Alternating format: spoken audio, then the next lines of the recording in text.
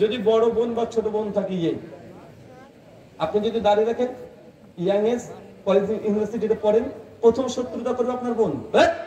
তুই আমার সঙ্গে যাবি কলেজে, তোকে দেখে বুড়া বুড়া লাগে, চাচা চাচা লাগে।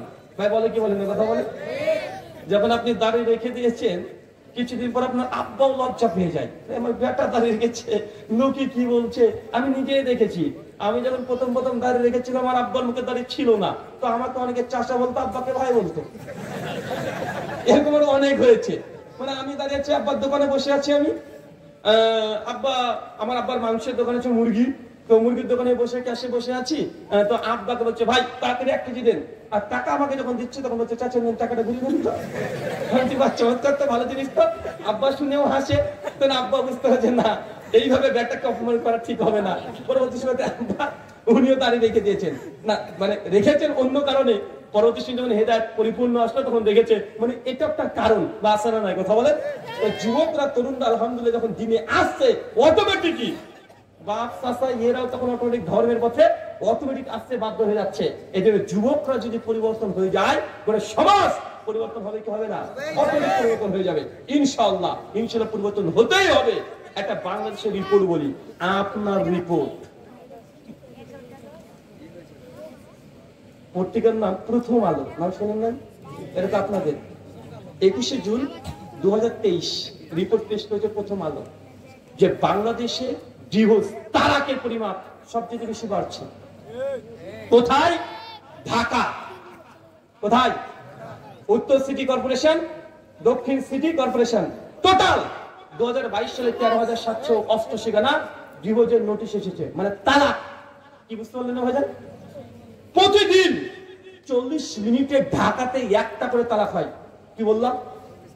ঢাকাতে কত মিনিটে? 40 মিনিট। প্রায় আমরা এখানে 1 ঘন্টা হয়ে গেল, মানে 1.5 খান তালাক হয়ে গেছে। কে কোথায় দিয়ে দিয়েছে? ঢাকায় হয়ে গেছে। কমপক্ষে 1.5 থেকে 2 খানা তালাক কি হয়েছে? ঢাকাতে হয়ে গেছে। 2 রংপুর, ময়মনসিংহ, এই 3টে জায়গায় সবচেয়ে তালাক এখন বেশি হচ্ছে। আমি চিন্তা করলাম যে কি ব্যাপার, ঢাকাতে বেশি তালাক করার কারণ কি? পরে বুঝলাম যে না, এর শিক্ষিত হয়ে গেছে, এর শিক্ষিত হয়ে গেছে অনেক বেশি, চাকরি করছে বউ। অবাক হবেন, যতগুলো তালাক হয়েছে তার মধ্যে 70% তালাক মহিলারা দিয়েছে স্বামীকে। কাকে দিয়েছে? মেয়েরা তার স্বামীর সঙ্গে তালাক নিয়েছে। মানে আগে তো তালাক ছেলেরা দিত, এখন কারা দিচ্ছে? মেয়েরা। কেন দিচ্ছে বলেন তো? হ্যাঁ, সময় না দেওয়ার কারণে ধরে ফেলেছে। শুধু এটা একটা কারণ নয়, মেয়েরা তালাক দেওয়ার এখন মূল কারণ রংপুর। গোটা বাংলাদেশে যে গার্মেন্টস চলছে ঢাকা কেন্দ্রিক, গার্মেন্টসের যত নারী শ্রমিক আছে কোন জেলার সবচেয়ে বেশি বলেন? কোথায়? রংপুর। 4 ভাগে 3 ভাগ নারী কর্মী কোথাকার? রংপুরের। আর রংপুরের তালাকের সংখ্যা বাড়ছে। তার মানে লিঙ্কটি আপনি বুঝতে পারছেন? মেয়েরা যখনই নিজে ইনকাম করতে শিখে নিয়েছে, স্বামীর আর গরম কথা শুনবে না, বেশি বাড়াবাড়ি করবি তোকে তালাক দিয়ে ছেড়ে দেবো। মানে এটা আগে আপনি করবেন, বেশি বাড়াবাড়ি করবেন 1 তালাক, হ্যাঁ মেয়ে ভয়ে থরথর করে কাঁপছে। এখন আপনাকে তুমি বেশি বাড়াবাড়ি করো না, 10,000 টাকা ইনকাম করে আপনাকে তালাক দিয়ে ঢাকাতে আরেকজনের সঙ্গে বিয়ে করে বসে আছে। হচ্ছে না, কথা বলেন। আচ্ছা, তালাক হওয়ার বা তালাক এত বাড়ছে টোটাল 3টে কারণে। কয়টা কারণে? কয়টা কারণে বলেন? 3টে কারণ।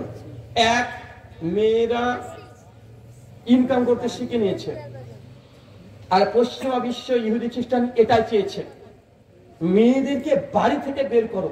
2টো লাভ। কি লাভ?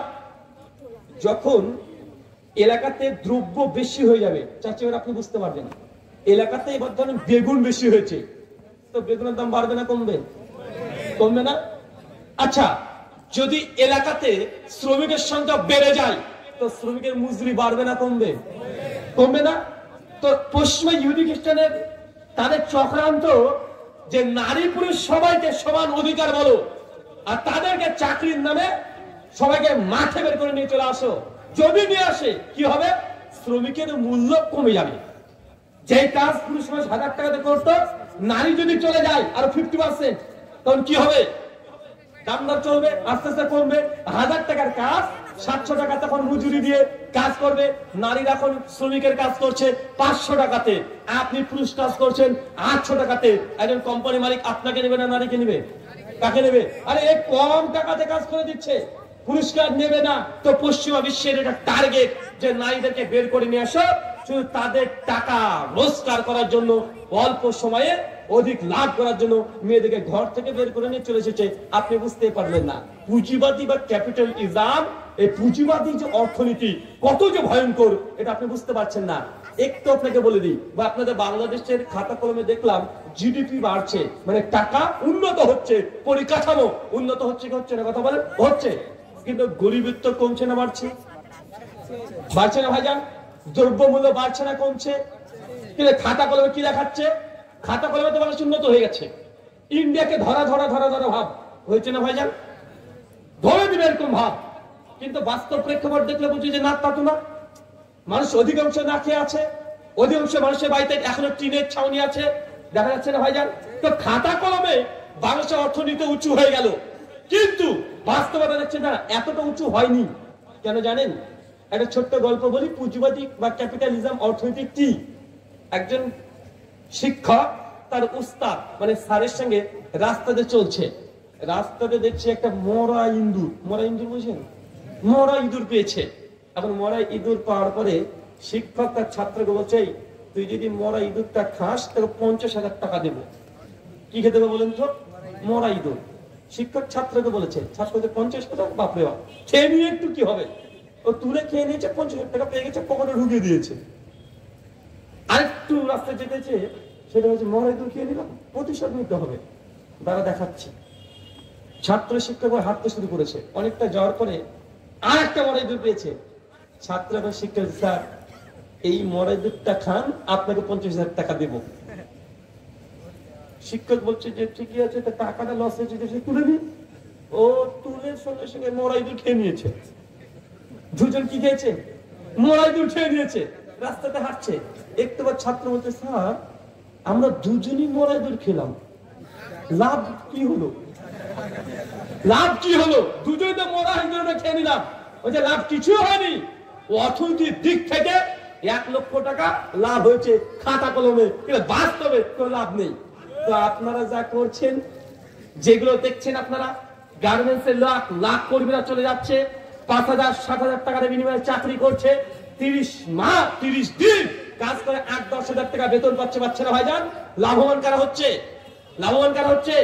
যারা গার্মেন্টসের ব্যবসায়ী, তারা লাভবান হচ্ছে। কিন্তু 7,000-8,000 টাকা দিয়ে ভাই গরিব সারা জীবন সে গরিব থাকবে কি থাকবে না? সারা জীবন সে গরিবই থাকবে। আর যারা ধনী তারা আস্তে আস্তে ধনী হবে। এটা হচ্ছে বর্তমান গোটা অর্থনৈতিক জগতের মুসলিম লীগের ধ্বংস করার জন্য পরিকল্পনা। এখন আপনি বুঝতে পারলেন না, গোটা বিশ্বে 3 ধরনের অর্থনীতি প্রচলিত আছে। কয় ধরনের? কথা বলেন, কয় ধরনের? একটাকে বলে সাম্যবাদী অর্থনীতি। কি বলেন তো সাম্যবাদী মানে? মানে আপনি 100 টাকা ইনকাম করেছেন আজকে, একজন ইঞ্জিনিয়ার 1,000 টাকা ইনকাম করেছে, এই টাকার মালিক আপনি না, টাকার মালিক কে? যিনি কোম্পানির মালিক তিনি মালিক। দিন শেষে কি করবে? টোটাল টাকাগুলোকে ভাগাভাগি করে সমান করে দিয়ে দিবে, 500 টাকা করে পেয়ে গেল। এটা আগে ছিল, এটা চলেনি মার্কেটে, এটা গরিবরা আরো বেশি গরিব হয়ে গেছে। দ্বিতীয় অর্থনীতি আসলো, যেটা এখন আমাদের বর্তমান গোটা বিশ্বে চলছে, এটা কি বলা হয়? পুঁজিবাদী অর্থনীতি। কেমন? মানে আপনি আজকে যা ইনকাম করেন, টাকার মালিক আপনি। কে টাকার মালিক কে বলেন তো? আজকে আপনি 400 টাকা ইনকাম করেছেন, টাকার মালিক কে? আপনি। একজন ব্যক্তি 4 লক্ষ টাকা ইনকাম করছে আজকে, ওই টাকার মালিক সে। ইসলামী অর্থনীতি কি জানেন? ইসলামী অর্থনীতি হচ্ছে, আজকে আপনি 400 টাকা ইনকাম করেছেন, আজকে আমি 1000 টাকা ইনকাম করেছি, আমার এই 1000 টাকা ইনকামের মধ্যে আপনার হক আছে। কিরকম? যাকাত, সাদাকা আছে না নাই? কথা বলেন, আছে না নাই? কিন্তু ক্যাপিটালিজম পুঁজিবাদী যারা ধনী সারা জীবন টাকা রোজগার করে চলে যাবে, টাকায় কেউ হাত দিতে পারবে না। কিন্তু ভারত বাংলাদেশে যদি এখন ইসলামী অর্থনীতি যে প্রতিষ্ঠা করে দেওয়া হয়, যে যাদেরই 85 গ্রাম স্বর্ণের অতিরিক্ত স্বর্ণ আছে, তাহলে তাদেরকে যাকাত দিতে হবে। ভাই বাংলাদেশে তাহলে কোনো মানুষ আর গরিব থাকবে? কথা বলেন, গরিব থাকবে? গরিব থাকা সম্ভবই নয়। কেন? ইসলামী অর্থনীতি আমি যত ইনকাম করব গরিব মানুষের উপকার হবে। কথা বুঝতে পারলেন না? যত বেশি আমার ইনকাম লাভকার হবে কার? গরিব মানুষের। কেন? সে আমার কাছে যাকাত পাবে। ইসলাম যদি প্রতিষ্ঠা হয়ে যায়, রাষ্ট্র জোরপূর্বক আমার কাছে টাকা নিয়ে গরিব মানুষকে বন্টন করে দেবে। তাই ইসলাম যদি কায়েম হয়, লাভ কাদের সবচেয়ে বেশি? কাদের? গরিবদের। সেই সময়তে এই জন্যই গরিব মিসকিন মানুষরা আল্লাহর নবীর এই আদর্শ দেখে, ইসলামী অর্থনীতি দেখে, ইসলামের সৌন্দর্য মহাত্মা দেখে দলে দলে তারা সবাই চলে এসেছে ইসলামে। কিন্তু আমরা আজকে বুঝতে পারছি না, এমন জালে ফেসে গেছি যে আমরা দুজনই মোরা ইঁদুর খাচ্ছি, অথচ লাভ কিছুই নেই। আচ্ছা, ছোট্ট একটা অঙ্ক দেব। 3 জন ব্যক্তি দাঁড়াও তো ভাই, ছোট্ট অঙ্ক রে বাপ, দাঁড়া বাপ। আর যুবকরা দাঁড়া রে ভাই। 1 জন 2 জন, আরেকজন দাঁড়াও। 5 থেকে দাঁড়াও, 1 জন 5 থেকে। মাশাআল্লাহ, পড়াশোনা চলছে তো? মাশাআল্লাহ। তোমার কাছে 20 টাকা আছে, তোমার কাছে 20 টাকা, তোমার কাছে 20 টাকা। কত করে আছে বলো তো? মানে 20 টাকা। আমি 20 বলছি, 20 20 20 20। 3 জনের কাছে আছে। চাচা বুঝতে পারছেন তো? 3 জনের কাছে। আমার কাছে মোবাইলটা আছে। 3 জন মিলে তোমরা মোবাইল কিনতে এসেছো আমার কাছে। মোবাইলের দাম 50 টাকা। আমি বাটপারি করে নিলাম 60 টাকা। কয় টাকা নিয়েছি? 60 টাকা নিয়েছি। তোমাদের কাছে আছে কত টাকা? 60 টাকা ছিল। আর আমার মোবাইলের দাম কত? আসলে 50 টাকা। কিন্তু আমি বলছি যে 10 টাকা বেশি নিয়ে 10 টাকা বেশি নিয়ে নিলাম, 60 টাকা হলো। তোমরা মোবাইলটা নিয়ে চলে গেছো। একটু পরে মনে পড়লো যে না, 10 টাকা হারাম হয়ে গেল, এটা উচিত হয়নি। আমি সঙ্গে সঙ্গে করলাম কি, খুঁজলাম বাইরে, কই ছেলেগুলো, কই দেখছি নাই। আমি তখন বলছি না, টাকাটা দিয়ে আসি।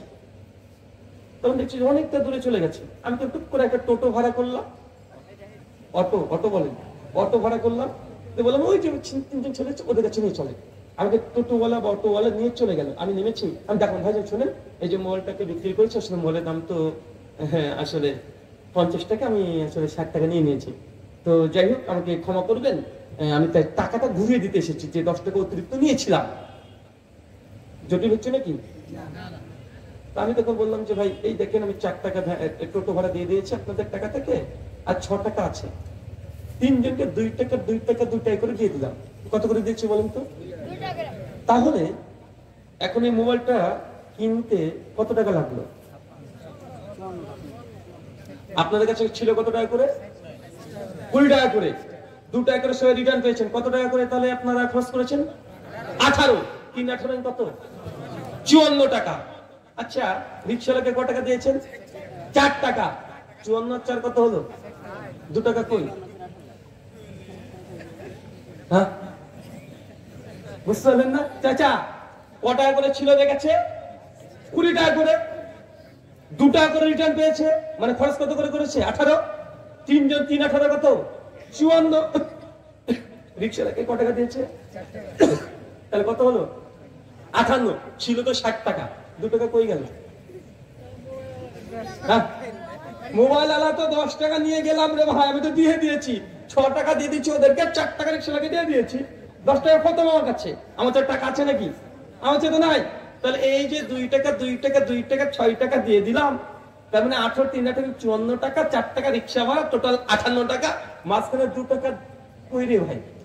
আপনার বসেন, 2 টাকা খুঁজে নিয়েছে দেন আমার। শুকরান, জাযাকাল্লাহ খায়রান, বারাকাল্লাহ ফিকুম। আপনাকে যে কথা বলছিলাম, এই গোটা আলোচনার সভাটা হচ্ছে মসজিদ উন্নতি কল্পে। মসজিদ উন্নতি কল্পে না ভাইজান?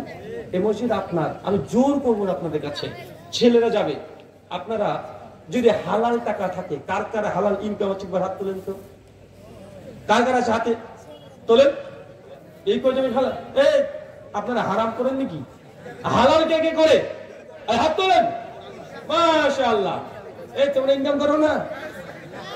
বাবা, তো মোবাইলে ফ্লেক্সিলোড কি দিয়ে করো? আব্বার পকেট মেরে নামিয়ে নেন ইনশাআল্লাহ। সহিহ বুখারী 1410 নম্বর হাদিস, আল্লাহ নবী বলছেন, কেউ যদি তার হালাল রোজগার থেকে একটা খেজুরের দানা, কয়টা বলেন তো? একটা যদি খেজুরের কেউ দানা দিয়ে দেয়, আল্লাহ সুবহানাহু ওয়া তাআলা খুশি হয়ে সে তার ডান হাত দিয়ে গ্রহণ করে। কোন হাত দিয়ে? আল্লাহ ডান হাত দিয়ে গ্রহণ করে, তারপর সেই খেজুরটাকে বড় করতে থাকে। যেমন একজন মানুষ একটা গরু বাচ্চা ছাগল বাচ্চাকে বড় করে, বড় করতে করতে করতে করতে ওদের পাহাড় সম পরিমাণ আল্লাহ কি করে দেয়, বড় করে দেয়। আচ্ছা 1 টাকা যদি হালাল থাকে দেওয়া যাবে? দেওয়া যাবে ইনশাআল্লাহ, দেওয়া যাবে। আচ্ছা কে কে হালালের টাকা থেকে আজকে 100 টাকা করে দিবেন না, তার একটু হাত তোলেন তো। আমি কিন্তু কোনদিন টাকা তুলতে পারি না, আমি তো কোনদিন তুলিও না। কমিটি আমাকে চিরকুট লিখে বলছে ভাই মসজিদের জন্য আল্লাহর ঘর একটু বলেন, যদি কেউ দেয় দেবে।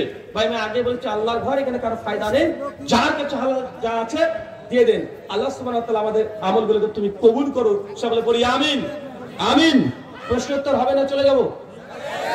হ্যাঁ, আর যারা পেছনে চলে যাচ্ছে তাকে যেতে দিবেন না, লুঙ্গি ধরে টান মারবেন, টান মারবেন তো, তাই কাউকে যেতে দিবেন না। আচ্ছা ঠিক আছে, প্রশ্ন তো শুরু করি। শুকরান। ঠিক আছে,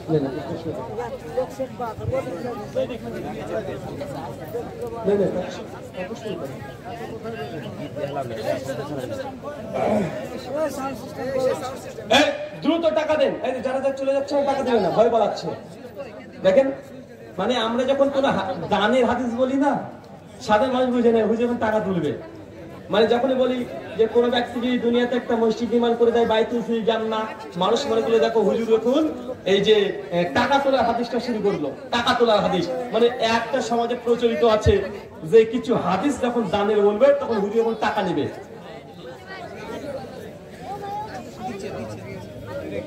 তাফসীরুল মাহফিলে দাওয়াত দেওয়ার সময় চুক্তি করা যাবে কি যাবে না?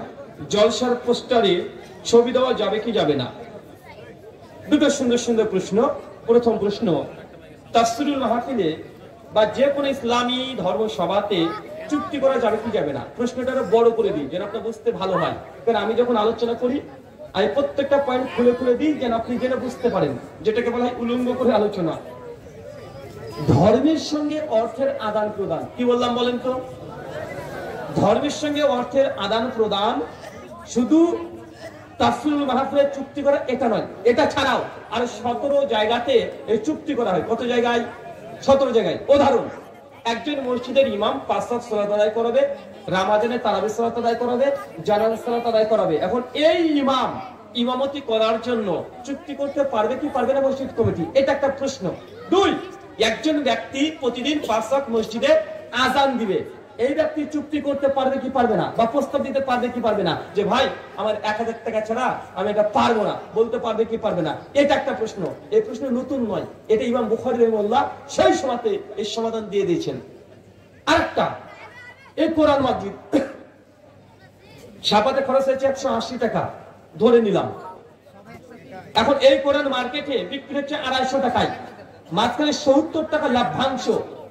এবং কোরআন বিক্রি করে লাভ করা এটা যাবে কি যাবে না? কারণ কোরআনের স্পষ্ট সূরা বাকারা 42 নম্বর আয়াত যে আল্লাহর আয়াতকে সামালান কলিলা, অল্প দামে বিক্রি করো না। এবং গোটা কোরআনই বিক্রি করে দিচ্ছে, আয়াত তো দূরের কথা। এখন এই কোরআনের লাভ্যাংশ বিক্রি করা যাবে কি যাবে না? এই বই একজন লেখক লিখেছেন, লিখে দেখা যাচ্ছে ছাপতে খরচ হয়েছে 50 টাকা। এখন এই বই বিক্রি করে মার্কেটে 70 টাকা, 20 টাকা এই আমি ইসলামী বই বিক্রি করে লাভ করতে পারবো কি পারবো না? কথা কি বুঝতে পারছেন? একজন মসজিদের মাদ্রাসার শিক্ষক ছাত্রদেরকে কোরআনে কিরাত শিখাবে, প্রতিদিন শিখাবে।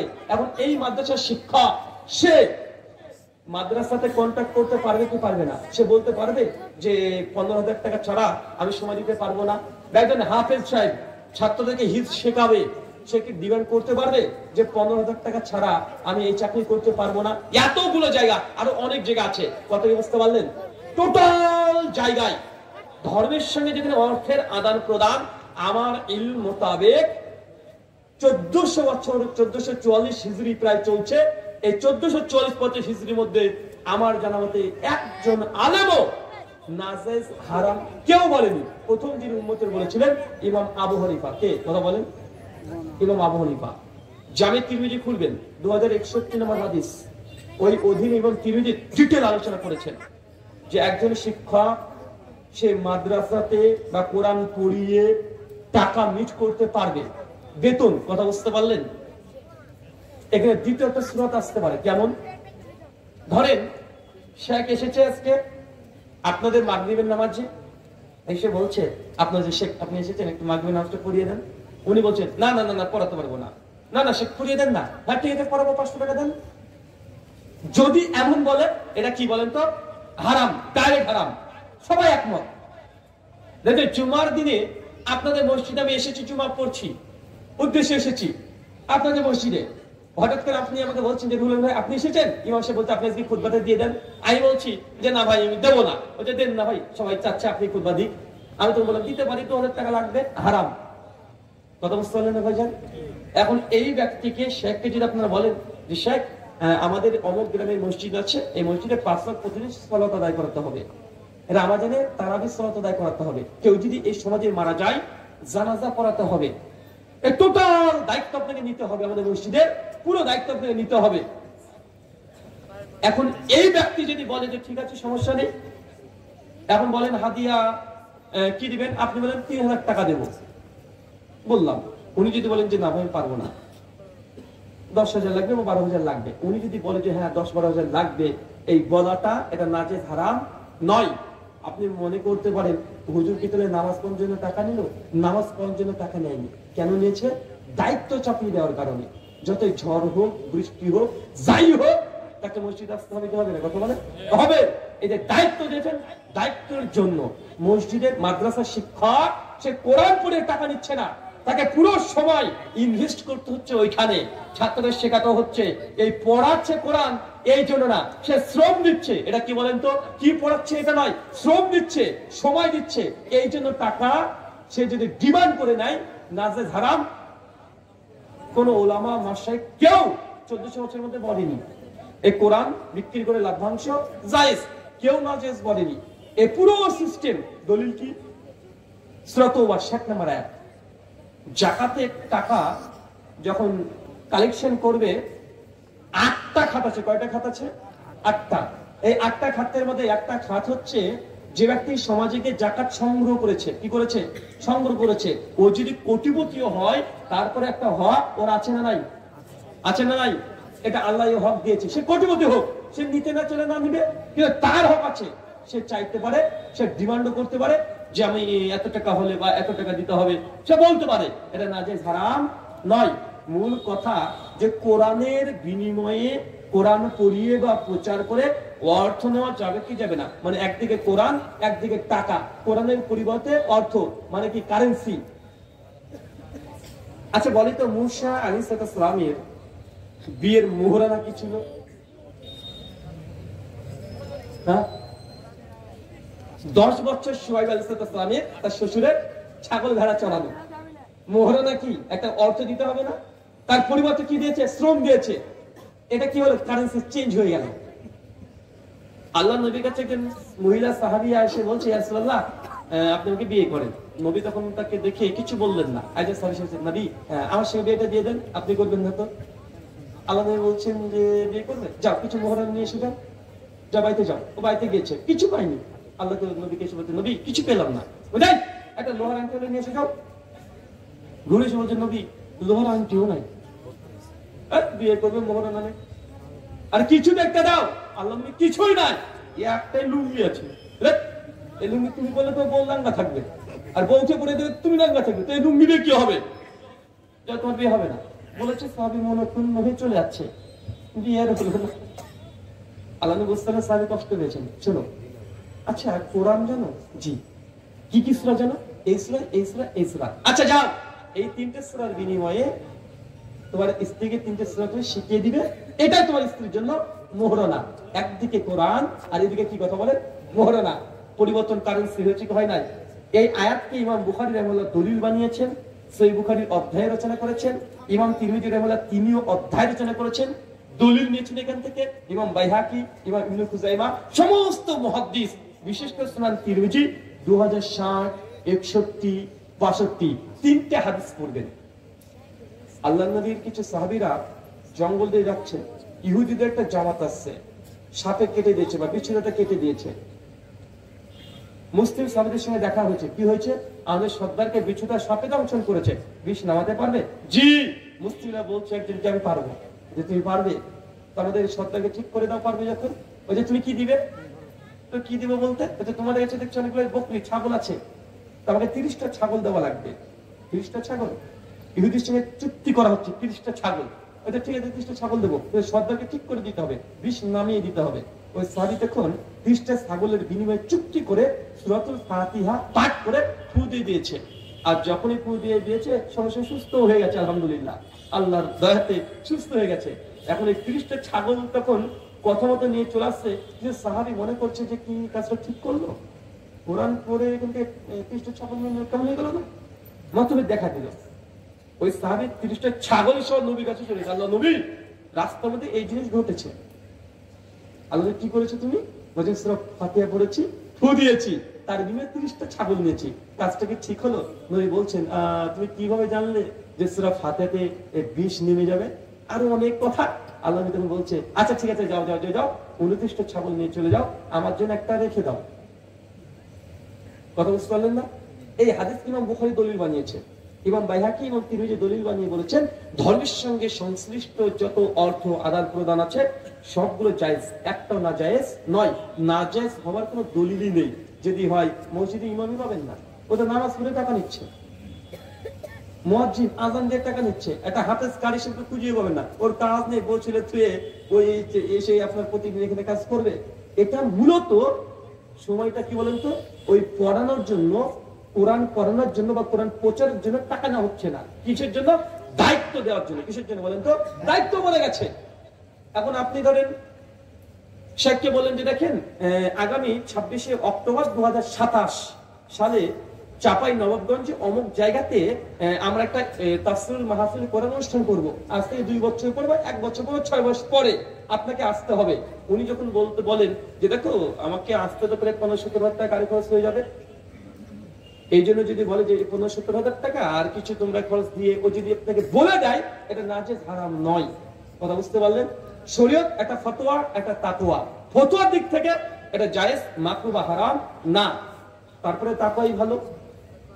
আমরা দেখেছি শেখ আব্দুর রাজ্জাক বিন ইউসুফ হাফিজাহুল্লাহ, তিনি একটা আলোচনাতে বলছিলেন যে অনেক জায়গাতে প্রোগ্রামে গিয়েছে, কোনদিন দেখিনি, অনেকে আছে যে 2000 টাকা দিয়েছে। চিন্তা করেন আব্দুর রাজ্জাক বিন ইউসুফকে 2000 টাকা দিয়েছে। আচ্ছা, আলেমদেরকে টাকা দিলে আলেমরা কি মদ খাবে? কথা বলেন, বেশ্যাখানা খুলবে? শেখ আব্দুর রাজ্জাক বিন ইউসুফকে টাকা দিয়েছে, 10 বছরে 4খানা মাদ্রাসা খুলে ফেলেছে। ভাই খুলেছে কি খুলে নেই? কথা বলেন। প্রফেসর ডক্টর আশাদুল আল গালিব স্যারকে দিয়েছেন, উনি বড় বড় প্রতিষ্ঠান করেছেন, উম্মতের খেদমত করেছেন। জেনে রাখবেন আলেম যদি বেদাতিও হয় তারপরেও আলেমরা টাকাকে নষ্ট করে? কথা বলেন না। ওই তাহেরি টাকা নিচ্ছে, ও হারাম কাজে ব্যবহার করে না। জেনে রাখবেন সে বেদাতি হোক, ওরা হারাম কাজে সে ব্যবহার করে না। দেখুন ওর বৃদ্ধাশ্রম আছে, ওর ইয়াতীমখানা আছে, মাদ্রাসা আছে, হ্যাঁ, তাদের মানহাজ আকীদার দিক থেকে ভ্রষ্ট, কিন্তু তাদের নিয়াত কোন হারাম কাজে ইনভেস্ট করে না। তাই হুজুরকে একটু 30,000 টাকা মাসে বেতন দিবেন মসজিদের ইমামের, এত বেঁধে যায় কেন? সমাজের শিরক বিদআত ওঠে না কেন জানেন? কারণ এই কারণে যে হুজুরের বেতন দিচ্ছেন 10,000 টাকা, তো হুজুরের 6খানা বাচ্চা, আবার হুজুরের যদি 2 ছেলে হয়, মানুষ গুনগুন করবে, কি রে হুজুরের 2টো ছেলে, মানে হুজুর মানে 1 ডজন ছেলে হতে হবে। তো যদি 1 ডজন ছেলে হয় 7,000 টাকা বেতনে কি হবে? এখন হুজুরা কিছু পারছে না, কি করবো? সমাজের হালমতি করে 5 ইনকাম কর, মিলাদ থেকে জায়েজ রেখে দে, তাবিজটাকে যদি করা যায় তাও মাসে 2-4 টাকা আসবে, মিলাদ করলে আরো 5-7 টাকা আসবে। এই জন্যই সমাজের শিরক বিদআত হুজুরা তুলে দেয় না। এখনই ঘোষণা করে দেন আমাদের জামি মসজিদে 40,000 টাকা বেতন, শর্ত মিলাদ করা যাবে না, কিয়াম করা যাবে না, এই হারাম খাওয়া যাবে না, ফাঁসি কাজ করা যাবে না। 10খানা জিনিস টাঙিয়ে দেন, দেখেন আপনার বাড়ির ছাদ কাল ভোর বেতন করে দিবে। বলে আমি বেদাতিরে আসবে, আমি জিন্দেগিতে মিলাদ করবো না ভাই, চাকরিতে। কথা বুঝতে পারলেন না ভাই? তার জন্য সকলকেই অগ্রসর উচিত। এমন যেন বক্তারাও না হয় যে এমন টাকার ডিমান্ড করলো যে হেলিকপ্টারে নিয়ে আসতে হবে, আর 1 লক্ষ টাকা আগে থেকে 50,000 টাকা দিয়ে দিবে, আর 50 টাকা পরে দিবে। এই বড় একটা ডিমান্ড করতে যেটা কমিটির জন্য ভারী, এমন জুলুম যেন না হয়। আর কমিটিও যেন এমন না করে যে বক্তার রাস্তা খরচ হলো 10 থেকে 15,000, আপনি দিয়ে দিলেন 9,000। এমন আছে না নাই? কথা বলেন। বক্তা এবং কমিটি দুজনকে উদার হয়ে একটু কাছে আসলেই সমস্যার সমাধান হয়ে যায়। শুকরান, জাযাকাল্লাহু খায়রান। জি, আসসালামু আলাইকুম। প্রশ্ন আসছে, হুজুর, আমরা জানি ইবলিস শয়তান হয়েছে অহংকার বশত আদম আলাইহিস সালামকে সিজদা না করার জন্য, কিন্তু আমরা জানি ইবলিস শয়তান হওয়ার পূর্বে কোনো শয়তান ছিল না। শুকরান। ইবলিস আদম আলাইহিস সালামকে সিজদা না করার কারণে, অহংকারের কারণে সে কি করেছে? শয়তানে রূপান্তরিত হয়েছে। তো ইবলিসকে কে খুঁজে মারলো আবার? সে নিজে তো ইবলিস, তাই না ভাইজান? ওকে কে খুঁজে মারলো? প্রথম কথা হচ্ছে ইবলিস বা শয়তান এরা হচ্ছে জিনের গোষ্ঠী। কিসের গোষ্ঠী বলেন? সূরা কাহফ আয়াত 50। আর আল্লাহ সুবহানাহু ওয়া তাআলা জিন এবং ইনসান, জিন এবং মানুষকে দিয়েছে ইচ্ছা শক্তি, ফ্রি উইল। কি দিয়েছে বলেন তো? ইচ্ছা শক্তি। মানুষের জীবনে ইচ্ছা শক্তি আছে না? সামনে মদের বোতল আছে, দুধের বোতল আছে, চাইলে মদ খাবো, দুধ খাবো, আমার ইচ্ছা আছে না? নাই কথা বলেন। তো জিন গোষ্ঠীর মধ্যে এই ইচ্ছা শক্তি ছিল। আল্লাহ আদেশ করেছে ওই জিন দলভুক্ত ইবলিস সে সিজদা করেনি, তাকে খোঁচা দিতে হয়নি। এটা কিসের প্রভাব? কিসের প্রভাব বলেন তো? ফ্রি উইল, ইচ্ছা শক্তি। সে করেনি, এই না করার জন্য ইবলিসকে খোঁচা দিতে হয় না। আপনার ইচ্ছা শক্তির এটা পরীক্ষা। তার ইচ্ছা শক্তি কাজে লাগিয়ে সে ভ্রষ্ট হয়েছে। শুকরান। জি। স্ত্রী